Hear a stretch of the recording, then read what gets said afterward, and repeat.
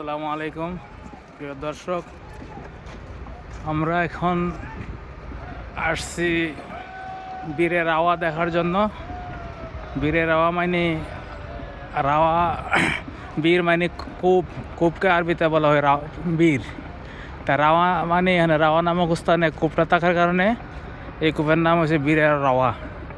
এই কূপেরও একটি ঐতিহাসিক হিস্টোরি আছে। রাসূল ইসলাম যখন মদিনা থেকে বদর প্রান্তে যুদ্ধের জন্য যান, তখন এই কূপে পানি খাওয়ার জন্য আসেন।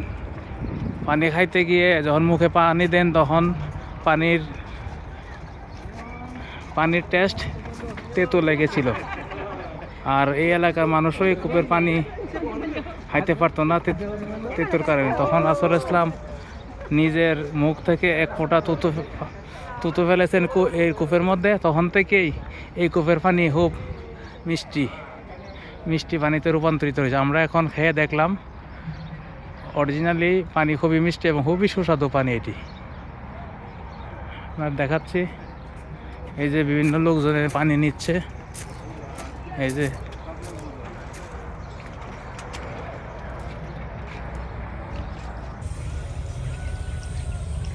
এই দেখেন পানি লাগানো আছে এখানে, খুবই মিষ্টি হয়।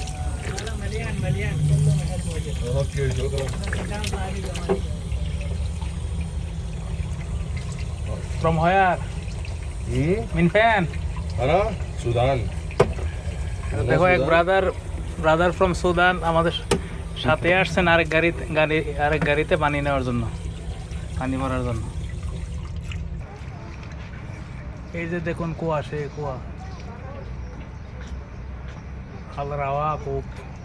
এখানে মোটর লাগানো আছে এবং মোটর দিয়ে পানি উঠানো হচ্ছে।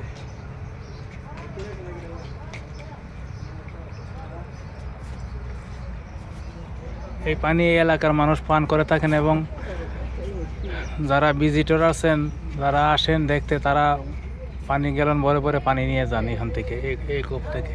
সেই কূপ বীরের রাওয়া বলা হয় এটি। পানি খুবই মিষ্টি, আমরা খেয়েছি। কুয়া বীরের রাওয়া, এটার মধ্যে পাইপ লাগানো আছে, মোটর লাগানো আছে। মোটরের মধ্যে পানি যাচ্ছে আর মানুষ গ্যালন ভরে ভরে নিয়ে যাচ্ছে।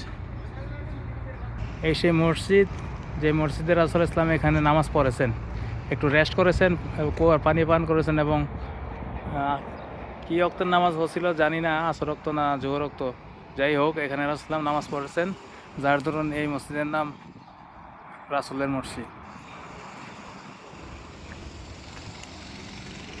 চলুন আপনাদেরকে ভিতরে দেখাচ্ছি। এই সেই মসজিদ, এই